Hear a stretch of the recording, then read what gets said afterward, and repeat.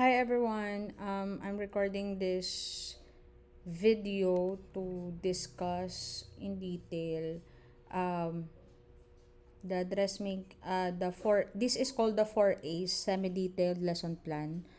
So ano gani 4A's semi-detailed lesson plan. Ano siyang tawag sa iya. And I decided to make a video para at least may basa-basahon ka mo um,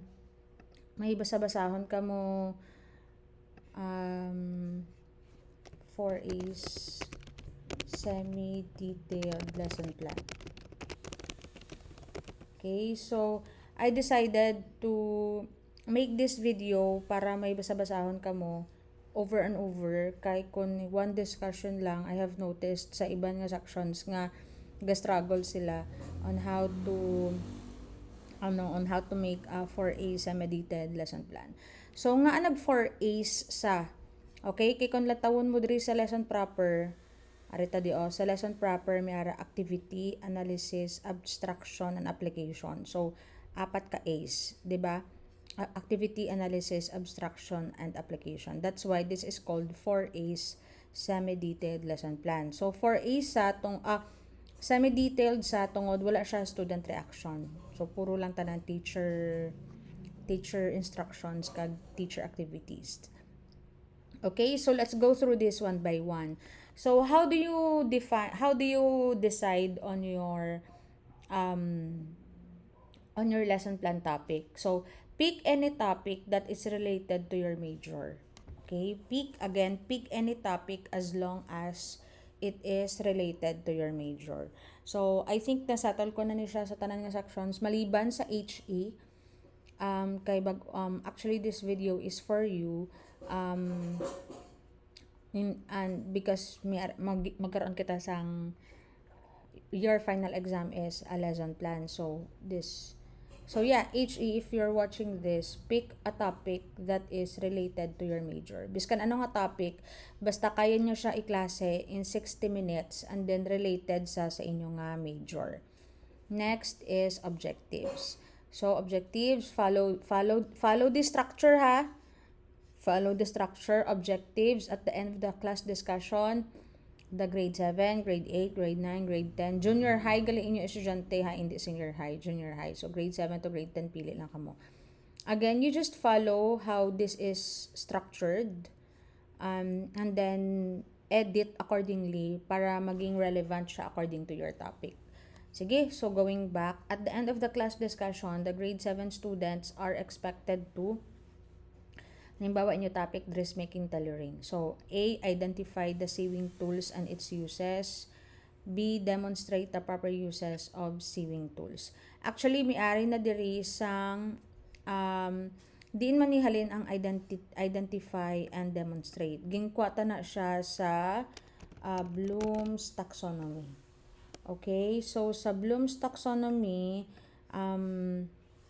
di ba sa Bloom's taxonomy, there are those seven taxonomy or organization of knowledge sa Bloom's taxonomy. Dali lang gid ha. Tapos each levels of knowledge have measurable verbs. So diri ka mo masugod. So darang gid kay loading. It's always tatlo ka objectives class.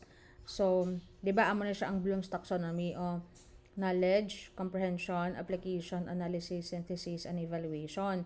So, knowledge is kapiyong ko ni kag-link dira. Bloom's taxonomy ni siya.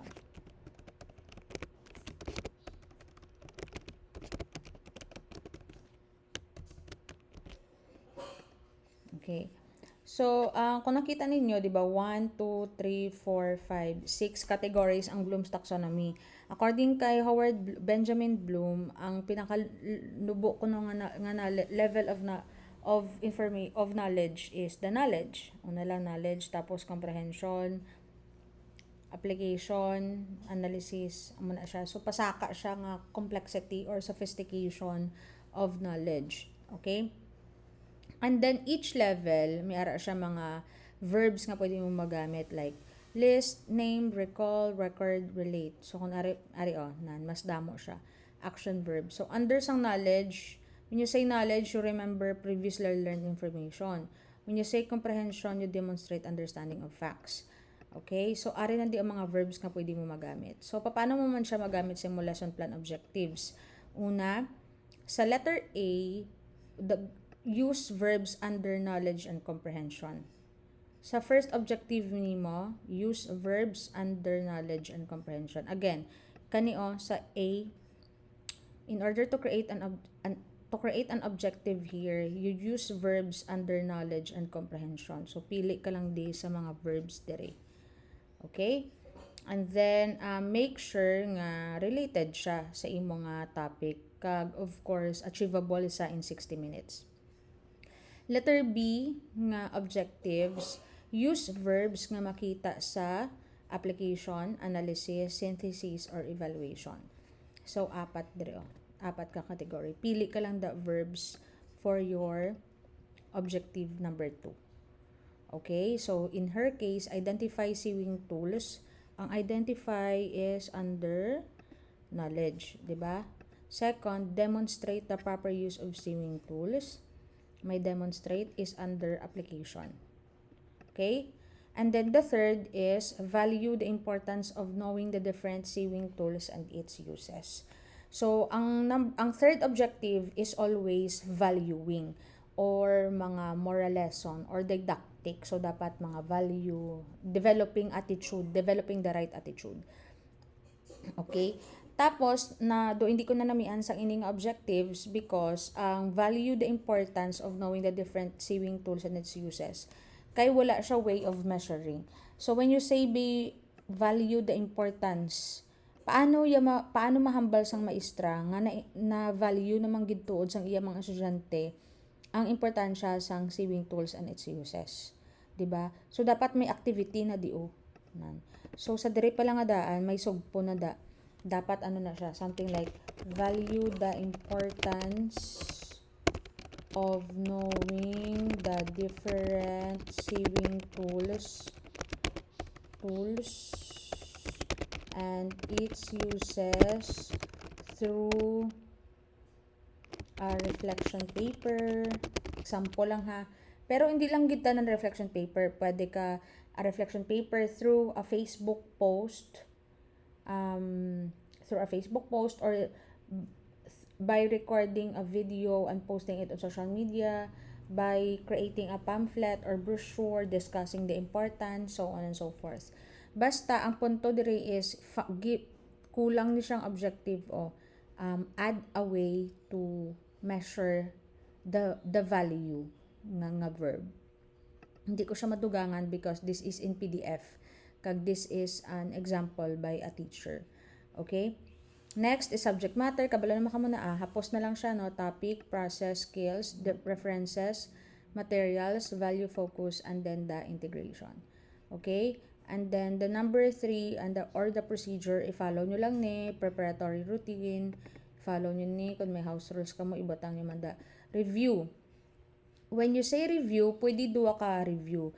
Pwede ma-review ka wherein mamangkot ka kung ano ang klase nyo nagligad. Okay? Okay, class, you can remember our topic, last meeting, pwede ka nakapamangkot. Or, pwede sa under the review nga category, pwede ka kapamangkot sa ila sang question kung sa diin related sa imo topic subong. Biskan wala nyo paging klase nagligad. So, for example, sa iya case, review. During your elementary days, have you experienced sewing or doing some stitches? Okay, elementary days, diba? Hindi ang klase nila sang nagligad. Pero, that's okay. As long as related sa inyo topic subong ang imo nga pamangkot. So, have you experienced sewing or doing stitches? Diba? Kay, amo na iya pamangkot, tungod iya klase, dressmaking or tailoring. Okay, you get me? So, sa review nga area, pwede ka kapamangkot sang klase nyo sa nagligad, or pwede ka kapamangkot sang piskan hindi ninyo klase nagligad, as long as it is related to your topic on that very day. Okay, so kung home economics ka, HE ka, anong topics mo under home economics? Ikaw na lang pangita. as long as kaya mo siya i-klase in 60 minutes. Okay? Letter C, motivation. Motivation should be related to your topic, ha? Base motivation kada karon sang kwan ano gani imo motivation na ng anong mga motivation man. Motivation kada karon nga mahampang kamo basketball inside the classroom tapos imo topic dressmaking or tailoring. O di ba kalayo? So di ba ang motivation should be related to your class on that day or your topic that day. Presentation, the teacher will present the topic. Sa diri mo na nga area, ibutang ang mga unlocking of terms, kung may ara kada terms, ang mga types, kung imo klase, halimbawa, home economics, mga types of knife, muna, o butang mo na basta ang imo inog klase sa inang adlaw nga mga terminologies, concepts, definitions, diri mo na siya ibutang sa presentation. Okay? Pati mga definitions. Next, we go to the lesson proper. So, sa lesson proper, letter E, ari na siya, ang 4A's na siya. Una, makadto ka sa activity nga part. So, sa activity, the students will be divided into 3 groups. According to their interest, the teacher will distribute the activity card. Hindi ko ninanamian nga activity, dapat in detail. Kay beginner pa lang ka mga teachers, student teacher pa lang ka mo. So, the activity should be detailed. Okay? Paano ka makahambal nga detailed siya? You say the students will be divided into 3 groups. Na the teacher will distribute the activity card. The activity card contains photos of different knives, and then the student will each group will identify the name of that particular knife and then its uses. Muna halimbawa. So dapat specific gid bala nang sa activity nga part kung ano na ang imo nga activity. Okay? Dapat kabalo ko. Next is, after that, makadto ka na sa analysis. The teacher will discuss the different sewing tools. Okay? Kaya iya klase sewing na mo. So, hindi na siya mag-define dire, hindi na siya maghatag definition dire, kay ari na dire sa presentation iya nga mga concepts. 'Di ba? So, you can follow the same as well. No, amo na yung discussion. Tapos, abstraction are simply questions nga related sa imo nga objectives. Okay? Ano mga questions nga pwede mo ibutang kung sa the end related siya sa imo nga activities. So, amo na siya. Kumbaga, abstraction is a summary of your lesson. Kay nag-lesson ka na diri sa analysis nga part. Okay? Are you getting this? Next is application. Application simply is applying this in real life. So, why is it important for us to know the sewing tools and its uses? And then, di ko na namian 5 representative to perform the proper use of sewing tools. Kulang siya. Complete the sentence. Pick 5. The teacher will call 5 representatives to perform the proper uses of the sewing tools. Ayan. So, okay man siya by concept, pero in structure sa hindi siya complete sentence. So, gusto ko complete sentence. Okay? Sa application questions. Okay, number 4, we have assessment. Depende na siya kung ano yung assessment.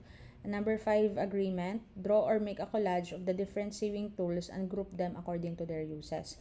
Nakulangan pud ko dapat kompleto kay student teachers kamo, so dapat permi in detail. Okay, dason lang kamo hindi detail kung experienced teacher na kamo, but for now dapat detail gid permi. Dugangan ta ni details.